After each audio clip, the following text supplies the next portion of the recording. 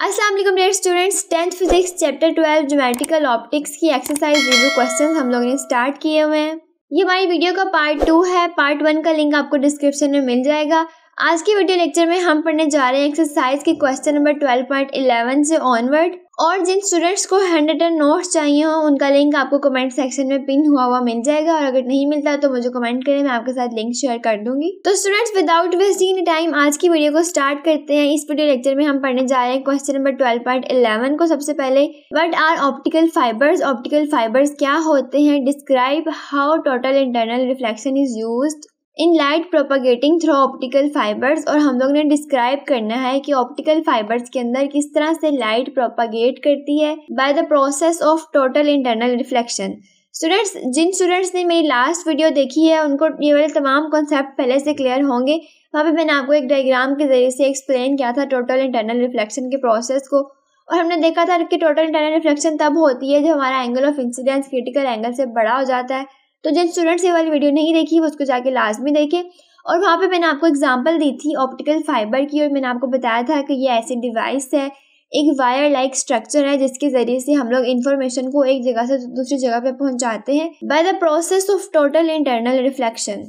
इसको पढ़ते हैं, देखते हैं ऑप्टिकल फाइबर क्या होती हैं। ये एक thin hair like glass rod है, बिल्कुल बाल के जितना बारीक गिलास का रॉड है, जिसके through which light propagate bye total internal reflection, जिसके अंदर टोटल इंटरनल रिफ्लेक्शन के प्रोसेस के ज़रिए से लाइट प्रोपागेट करती है, फैलती है, एक जगह से दूसरी जगह पर ट्रैवल करती है। तो यहाँ पे मैंने नीचे डायग्राम भी बनाई हुई है। अगर आपके क्वेश्चन आता है तो आप चाहें तो डायग्राम भी ड्रॉ कर सकते हैं एग्जाम के अंदर।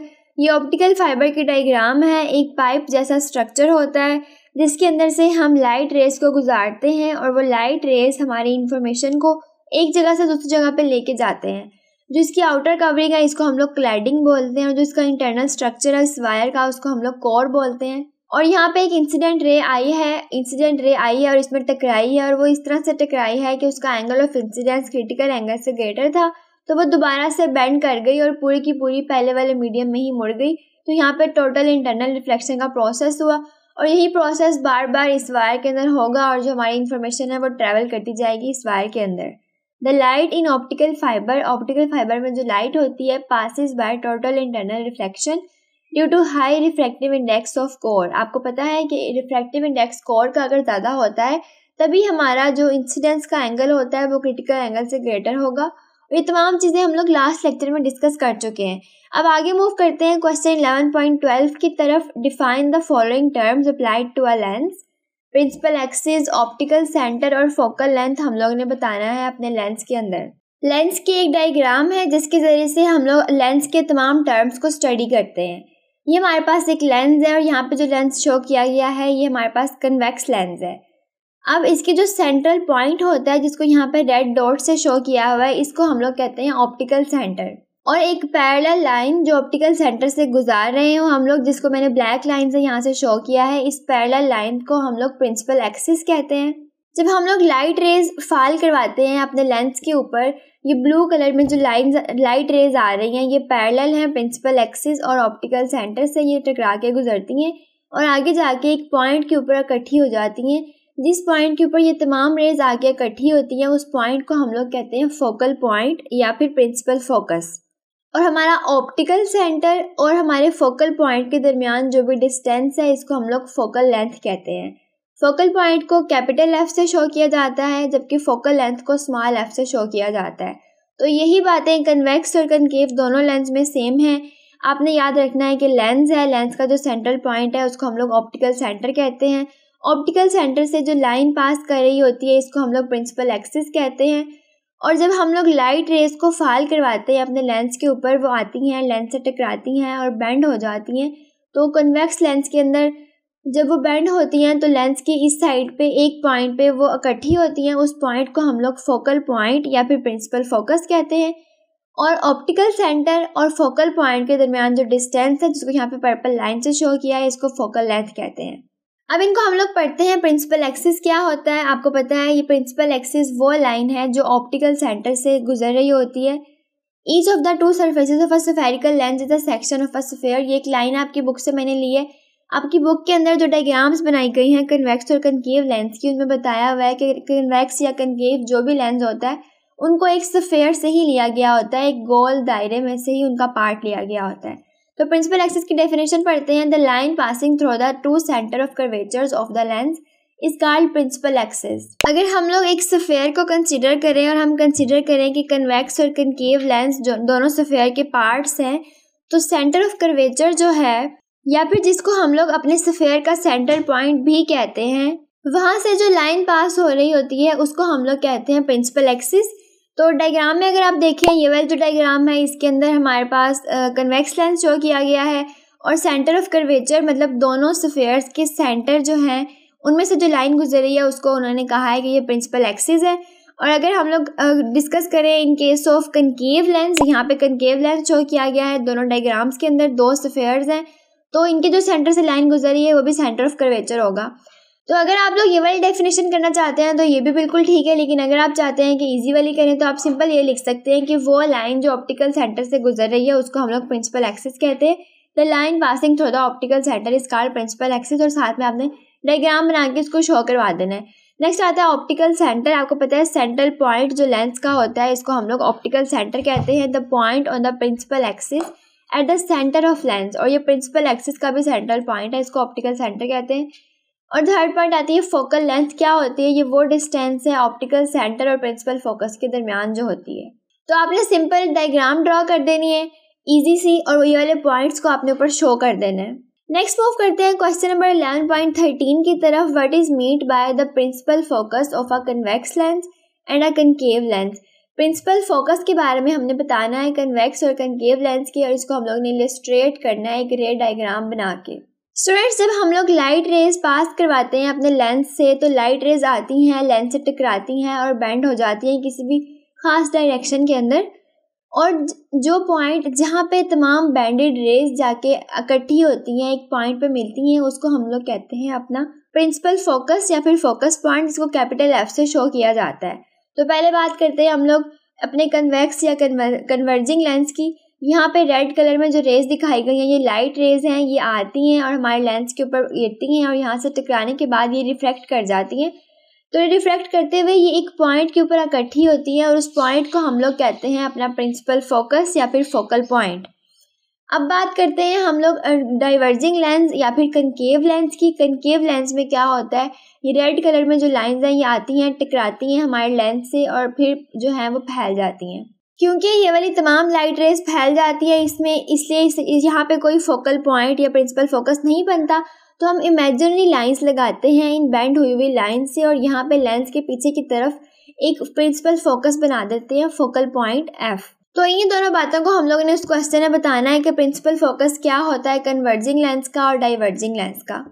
Principal focus of a convex lens, इसका प्रिंसिपल फोकस क्या है? The light rays travelling parallel to principal axis of a convex lens after refraction meet at the point on the principal axis.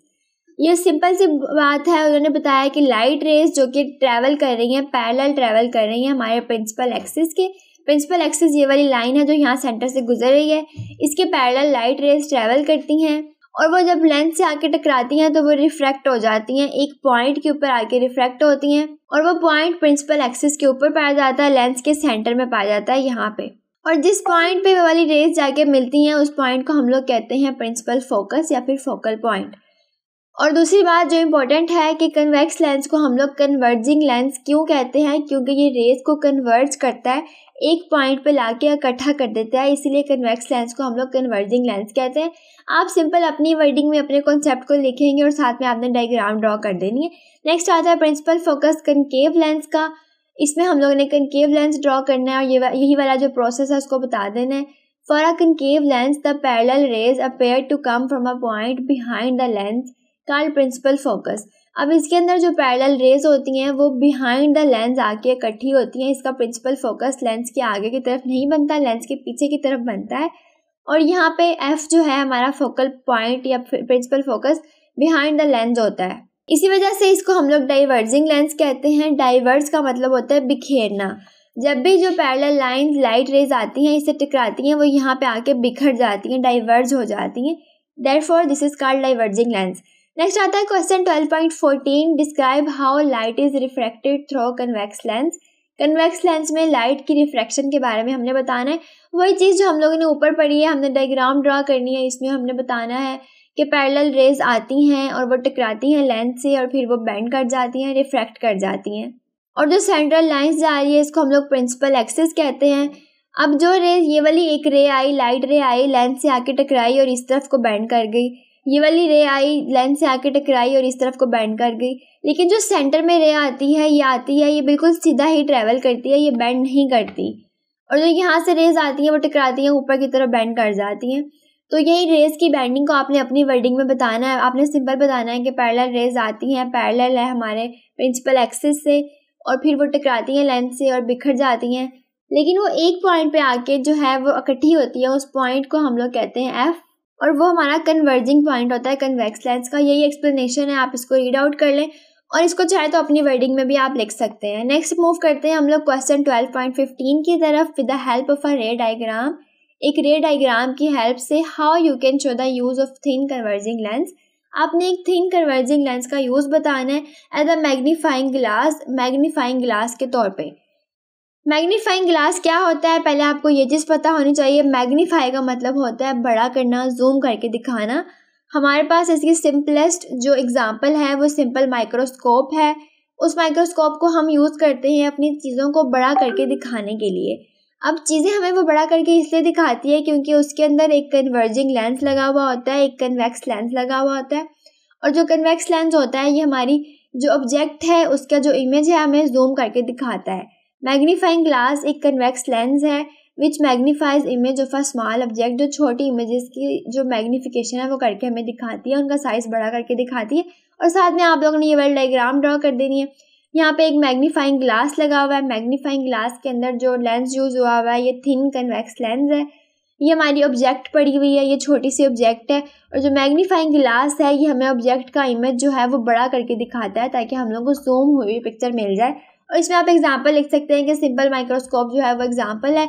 उसके अंदर एक thin convex lens use हुआ होता है जो कि मैग्नीफाइंग ग्लास के तौर पे काम कर रहा होता है और हमारी ऑब्जेक्ट का साइज हमें बड़ा करके दिखाता है। यहाँ पे ये आंख बनी हुई है, डायग्राम आपने ड्रॉ कर देनी है, आपकी बुक में भी ड्रॉ हुई हुई है, आप वहाँ से भी देख सकते हैं, यहाँ से भी कर सकते हैं। नेक्स्ट क्वेश्चन आता है 12.16। अ coin is placed at a focal point of converging lens. एक हमारे पास कन्वर्जिंग लेंस है, कन्वेक्स लेंस है, उसके फोकल पॉइंट के ऊपर एक कॉइन हमने रखा। इज एन इमेज फॉर्म्ड, क्या उस कॉइन की कोई इमेज बनेगी? व्हाट इज इट्स नेचर, और अगर बनेगी तो उस इमेज की नेचर क्या होगी? स्टूडेंट्स, आपकी बुक के अंदर टॉपिक दिया गया है इमेज फॉर्मेशन बाय लेंसेज, और उसमें डिफरेंट तरह के केसेस को डिस्कस किया गया है कि कैसी इमेज बनेगी अगर इमेज f और 2f के दरमियान रखी जाए, किस तरह की इमेज बनेगी अगर इमेज को हम लोग फोकल पॉइंट के ऊपर रखेंगे। और इस तरह के केसेस जो कि आपके एग्जाम के पॉइंट ऑफ व्यू से बहुत इंपॉर्टेंट है, तो आप लोगों ने वो तमाम चीज़ें रिवाइज करनी है, उनके कॉन्सेप्ट आपको क्लियर होने चाहिए। तो यहाँ पर उन्होंने हमसे पूछा है कि अगर हम लोग फोकल पॉइंट के ऊपर अपनी ऑब्जेक्ट को रखते हैं तो उसकी इमेज कैसे बनती है। तो यहाँ पे f है, इसके ऊपर हमने ऑब्जेक्ट रखी, यहाँ से एक रे निकली, लेंस से टकराएगी, यहाँ पे बेंड हो जाएगी, और दूसरी रे निकली, टकराई तो बेंड हो गई, तो उसका कोई इमेज नहीं बना। इमेज हमेशा वहाँ पे बनता है जब रेज जो हैं वो आपस में मीट अप करती हैं एक पॉइंट के ऊपर। और ये आपकी मैंने बुक से लिया है, तो आपने ये डायग्राम ड्रॉ कर देनी है और प्रूव कर देना है कि यहाँ पे कोई इमेज की फॉर्मेशन नहीं होती अगर हम लोग फोकल पॉइंट के ऊपर ऑब्जेक्ट रखते हैं। तो स्टूडेंट्स, यहाँ पे एक डायग्राम दी गई है, इस डायग्राम को देखते हैं, हम लोग डिफरेंट केसेस को डिस्कस करते हैं और इमेज फॉर्मेशन के कॉन्सेप्ट को ज़रा अंडरस्टैंड करते हैं। फर्स्ट हमारे पास आपने जो चीज़ें देखनी है, पहले वो देखना है कि सेंटर में एक लेंस प्लेस हुआ हुआ है। लेंस के सेंटर से जो लाइन गुजरी है इसको हम लोग प्रिंसिपल एक्सिस कहते हैं, और यहाँ पे जो सेंट्रल पॉइंट है ये ऑप्टिकल सेंटर होता है। अब यहाँ पे एक पॉइंट है जिसको f का नाम दिया जाता है, यहाँ पे 2f आता है। सेम इस साइड पे भी हम लोगों ने यहाँ पे पॉइंट दे लेना है f और 2f का। अब पहला केस डिस्कस करते हैं जो कि है डिस्टेंट ऑब्जेक्ट का। डिस्टेंट कहते हैं दूर पड़ी हुई ऑब्जेक्ट का। ये ऑब्जेक्ट है जो हमारे लेंस से बहुत दूर पड़ी हुई है। अगर हम इसको दूर रखेंगे तो इससे रेज जब निकलेंगी लेंस से टकराएंगी और इमेज हमारे पास किस तरह का बनेगा, f के ऊपर आके इमेज बनेगा। जो इमेज हमारे पास बनेगा वो रियल इमेज होगा, इन्वर्टेड होगा। इन्वर्टेड का मतलब यह है कि अपसाइड डाउन, मतलब उल्टा। यहाँ पे देखिए ऑब्जेक्ट को उन्होंने शो किया बल्ब के जरिए से, तो यहाँ पे ऑब्जेक्ट बिल्कुल सीधा है, लेकिन यहाँ पे उसकी जो इमेज बन रही है वो उल्टी बन रही है और स्मॉलर है उसके साइज से, और f पॉइंट के ऊपर आके इमेज बन रहा है। तो ये पहला केस था। अब दूसरा केस हम डिस्कस करते हैं जिसमें ऑब्जेक्ट है 2f के ऊपर पड़ी हुई है। ये 2F पॉइंट है, यहाँ पे हमने अपनी ऑब्जेक्ट रखी। ऑब्जेक्ट से जो लाइट रेज हैं वो निकलेंगी, वो आएंगी, लेंस के साथ टकराएंगी और जाके आगे बेंड कर जाएंगी। अब यहाँ पे जो इमेज प्रोड्यूस हो रहा है आप देख सकते हैं, ये रियल इमेज प्रोड्यूस हुआ है, ये इन्वर्टेड है। यहाँ पे प्रॉपर्टीज भी लिखी हुई है, इन्वर्टेड मतलब उल्ट है रियल इमेज का, और इसका जो साइज है वो बिल्कुल अपने ऑब्जेक्ट के जितना ही है। नेक्स्ट आता है थर्ड केस। इसमें हम लोगों ने 2F और F के दरमियान में अपने ऑब्जेक्ट को रखा है, F और 2F के सेंटर में ऑब्जेक्ट को रखा है, और यहाँ पे लेंस है। जब ऑब्जेक्ट से जो लाइट रेज हैं वो निकलेंगी और लेंस से टकराएंगी तो जाके यहाँ पे इसका इमेज बन जाएगा। 2F से भी आगे की तरफ जाके इसका इमेज बनेगा। अब जो इमेज है ये साइज में बड़ा है, इन्वर्टेड है, मतलब ऑब्जेक्ट सीधी थी और इमेज उसका उल्टा इमेज बना है और ये रियल इमेज बना है। फोर्थ केस आता है, अगर हम लोग ऑब्जेक्ट को रखते हैं F पॉइंट के ऊपर, वही वाला केस जो हम लोगों ने अपने इसी लास्ट क्वेश्चन में डिस्कस किया था कि अगर F पॉइंट के ऊपर ऑब्जेक्ट पड़ी हुई होगी तब हमारे पास कोई इमेज भी नहीं बनता, क्योंकि लाइट रेज इससे टकराती हैं और टकरा के अपनी अपनी डायरेक्शन में चली जाती हैं, वो कहीं पे भी मिलती नहीं है। फोर्थ जो केस है उसमें object is place between F and the lens. अब ऑब्जेक्ट जो है लेंस और F के सेंटर में पड़ी हुई है, यहाँ पे ऑब्जेक्ट पड़ी हुई है, तो फिर किस तरह का इमेज बन रहा है? फिर वर्चुअल इमेज बन रहा है। वर्चुअल हम लोग इमेजिनरी इमेज को कहते हैं, उस इमेज को जो हमारे लेंस की बैक साइड पे बनता है, जिस साइड पे हम लोगों ने ऑब्जेक्ट प्लेस की हुई है। और जो इमेज बन रही है ये अपराइट है, ये लार्जर है, हमारी ऑब्जेक्ट से लार्जर है, और जिस साइड पे ऑब्जेक्ट पड़ा हुआ है उसी साइड के ऊपर इमेज बनती है। आप देख सकते हैं यहाँ पे इमेज को। तो यही 4-5 केसेस हैं जिनको आप लोग ने अच्छे से रिवाइज कर लेना है। अगर आपकी कोई भी कंफ्यूजन होती है तो आप मुझसे कमेंट सेक्शन में लाजमी पूछें। उसके अलावा स्टूडेंट्स काइंडली इन नोट्स को, मेरे लेक्चर्स को अपने क्लास फेलोज और फ्रेंड्स के साथ लाजमी शेयर करें। मैं पूरी कोशिश करूंगी कि मैं जल्दी जल्दी ये वाली प्लेलिस्ट कवर करवा दूं। तो कंटिन्यू करते हैं, इसको पढ़ते हैं। Question number 12.17, what are the difference between real and virtual images.